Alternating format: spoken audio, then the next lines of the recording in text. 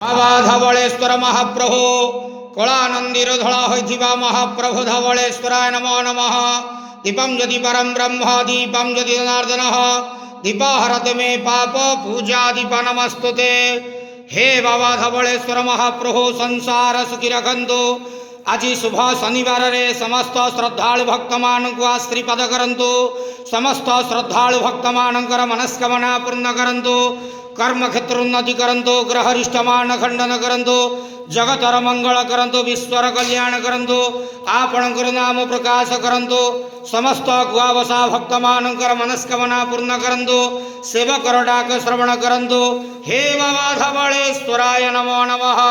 संसार सुखी रखंतु आनंदे गवार हरि बोलो। आज शुभ शनिवार रे समस्त श्रद्धालु भक्त मान को आश्रीपद करंतु आनंदे गवार हरि बोलो।